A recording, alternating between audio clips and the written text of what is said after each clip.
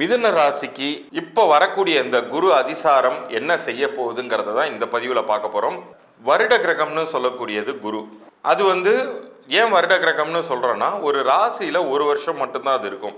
அடுத்த வருஷம் அது அடுத்த வீட்டுக்கு போகும். ஆனால் சில நேரங்களில் என்ன ஆகும்னு கேட்டிங்கன்னா, இப்போ சமீபத்தில் கூட எல்லா யூடியூப் சேனல்லையுமே நீங்கள் இந்த சனி வக்ரம் பயிற்சி பார்த்துருப்பீங்க.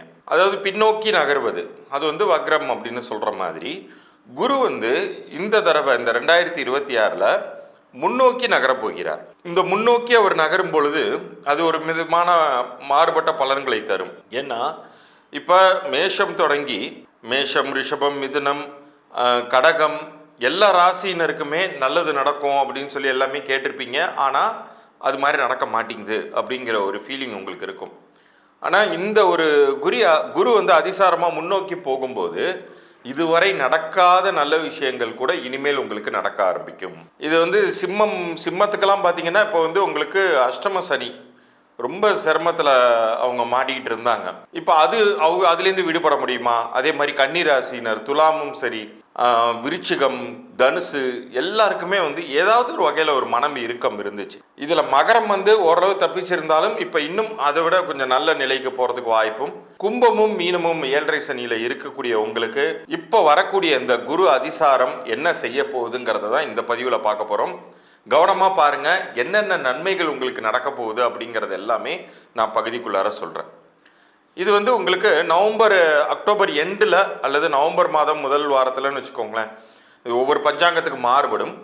அது அந்த நவம்பர் வாக்கில் இது அதிசாரமாக கடகத்திலிருந்து இப்போ உச்ச வீட்டில் இருக்கார். கடகத்திலிருந்து முன்னோக்கி நகர்வதை நம்ம அதிசாரம்னு சொல்கிறோம். சிம்மத்துக்கு போவார்.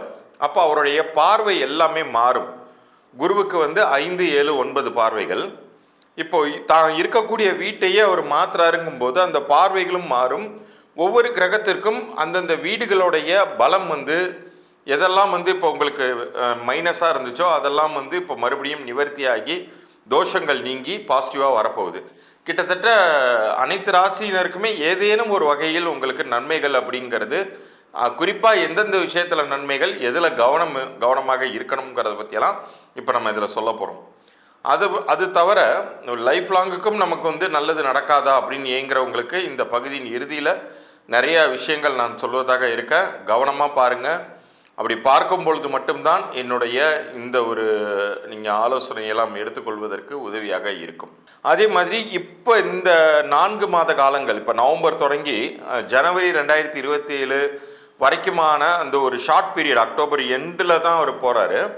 கிட்டத்தட்ட ஒரு 3.5 மாதங்கள்னு வச்சுக்கிட்டா கூட இந்த 3.5 மாதங்களில் பணம் சம்பந்தப்பட்ட விஷயங்களில் உங்களுக்கு நிவர்த்தி கிடைக்க போகுது. அதே மாதிரி யாருக்கெல்லாம் ஏதாச்சும் ஒரு விஷயம் துவங்கி முடிக்க முடியாமல் இருந்தீங்களோ அது எல்லாமே நீங்கள் முடித்து கொள்ளக்கூடிய ஆற்றலை உங்களுக்கு இந்த குரு பகவான் தரப்போகிறார். இது ஒரு வகையான ஒரு மாபெரும் ராஜயோகங்களை ஒரு சில ராசியினருக்கு உண்டு பண்ண போகிறார். குறிப்பாக சிம்ம ராசிக்கு நான் ஏற்கனவே ஒரு தடவை சொன்னேன், அஷ்டம சனியில் இருக்கிற உங்களுக்கு இப்போ சனி அப்படிங்கிற ஒரு கிரகம் வக்ர நிலையில் இருக்கார்.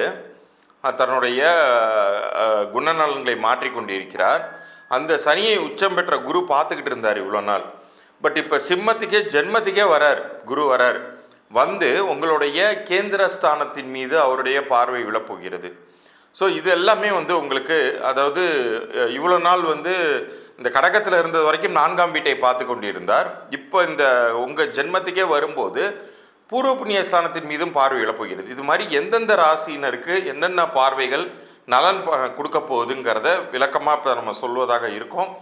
தயவு கூர்ந்து இந்த பகுதியை முழுமையாக பார்த்து பயன்பெறுங்கள். உங்களுக்கான இலவச ஆலோசனையும் நீங்கள் பெற்றுக்கொள்வதற்கான பதில் இந்த பகுதியின் இறுதியில் இருக்கு. மிதுனத்தை பொறுத்த வரைக்கும் நீங்கள் புதனுக்குரியவர்கள்.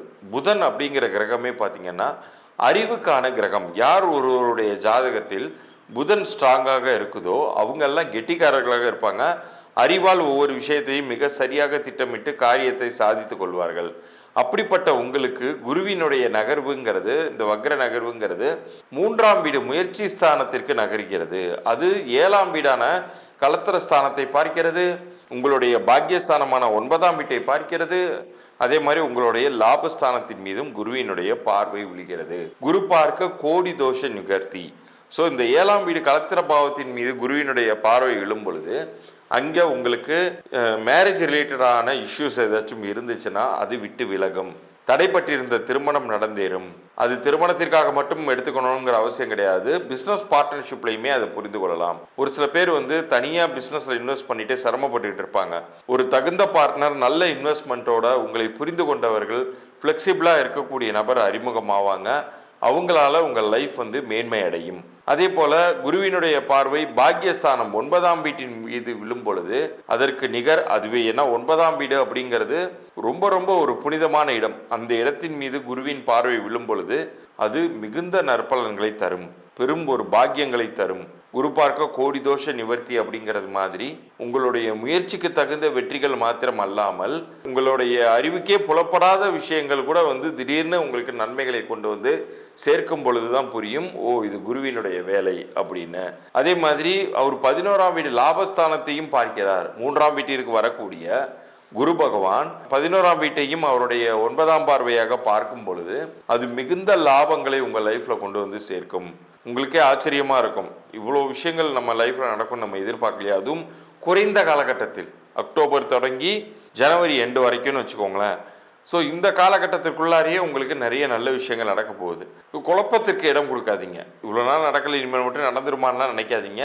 கடவுள் நினைத்தார் ஒரு நொடியில் நிறைய நல்ல விஷயங்களை உங்கள் லைஃப்பில் செய்து காமிக்க முடியும், சாதித்து காமிக்க முடியும். அது மாதிரியான ஒரு நிகழ்வு தான் உங்களுக்கு இப்போ லைஃப்பில் கிரக சுழற்சியால் நிகழ்ந்து உங்களை சாதிக்க வைக்க போகிறது அப்படிங்கிறத உறுதியாக நீங்கள் நம்பலாம்.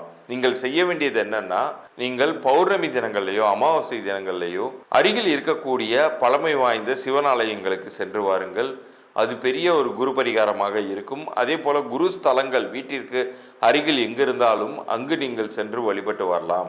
அது உங்களுக்கு மைண்ட் கிளாரிட்டியை ரொம்ப அதிகமாக கொடுக்கும். இவ்வளோ நாள் ஒரு குழப்பத்திலே ஓட்டிகிட்டு இருந்திருப்பீங்க.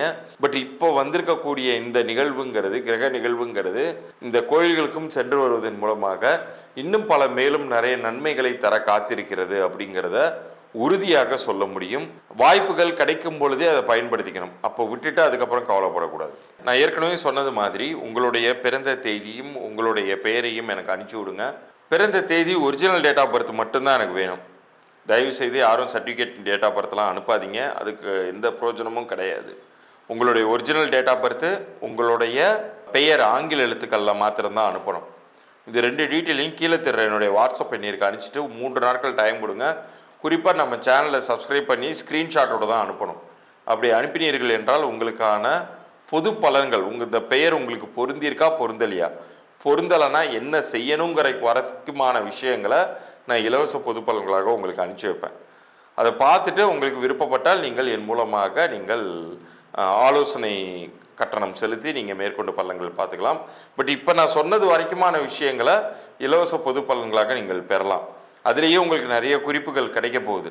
உங்கள் பிறந்த தேதியின் அம்சம், பிறந்த தேதியின் கூட்டு எண்ணின் அம்சம், உங்களுடைய தற்போது அமைந்திருக்கக்கூடிய பெயர் உங்களுக்கு என்ன மாதிரியான பலன்களை கொடுத்துக்கிட்டு இருக்கு, இது எல்லாத்தையும் நீங்கள் தெரிந்து கொள்ள போகிறீர்கள். அது உங்களுக்கு சரியாக இருக்கிற பட்சத்தில் நான் சொல்கிற மற்ற ஆலோசனைகளை நீங்கள் எடுத்துக்கொள்ளலாம். இது இந்த குரு வக்ர காலத்திற்கு மட்டுமல்ல, லைஃப் லாங்குக்குமான ஒரு நல்ல டேர்னிங் பாயிண்ட்டாக அது உங்களுக்கு கொடுப்பதற்கு ஏதுவாக இருக்கும்.